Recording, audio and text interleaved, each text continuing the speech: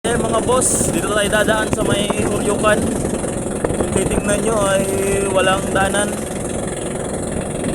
pero mamaya dyan po tayo dadaan. Papasok na tayo sa Uryukan, kung tawagin dito sa Palawan. Shortcut ito ng daanan galing Busuanga papuntang Coron. Ayan po siya mga boss.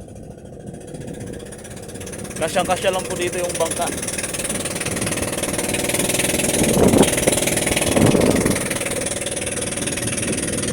Ayan, lalakbayin natin to.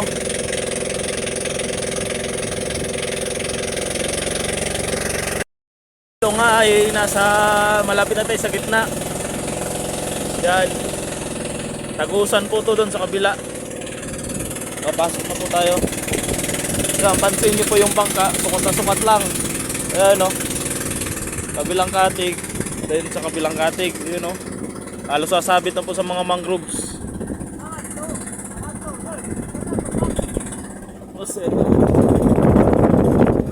Yan, tinatawag po tong Uryukan.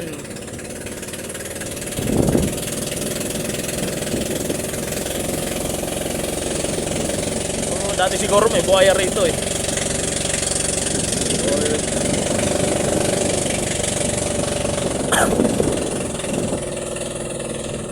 So, amazing, di ba? Ayan. Kailangan pa magdangga dito, malalim yung dagat.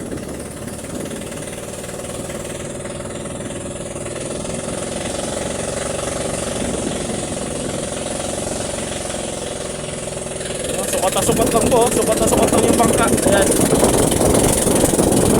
Sa kabila, then sa kabila, mangroves na rin po.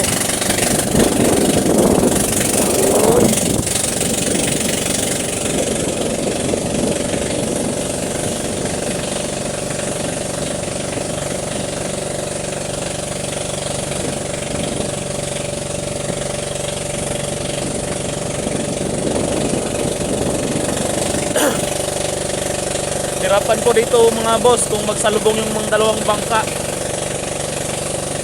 Talagang magkakabanggaan. Kasi tingnan nyo naman, walang pagitan. Ayan o, walang pagitan. Kailangan talaga malakas pakiramdam mo dito kung magdaan ka rito mga boss. Dito ngay malapit na tayo palabas. Ayun o, may mga puno pa sa limango. Dami ditong limango guys.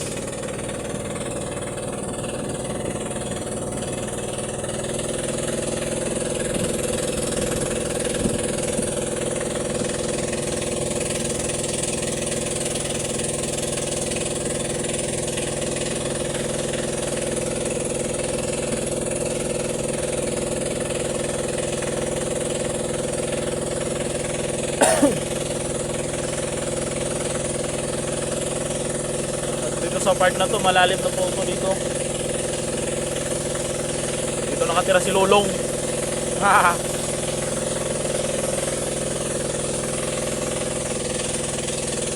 Yan. Mga mangroves po yan. O bakaw.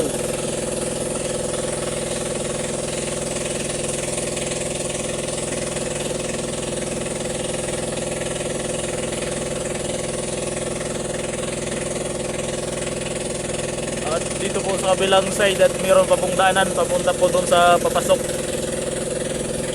Diyan po sa loob mayroon pong mga nakatira dyan, mga bahay po. Ayan, daanan din po yan papunta doon sa loob. At ito yung palabas. Labas na tayo.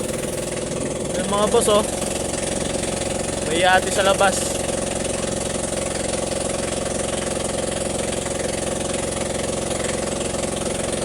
Yun o, yun ang lakbay natin o. Tingnan mo, walang daanan, pero may daanan yan.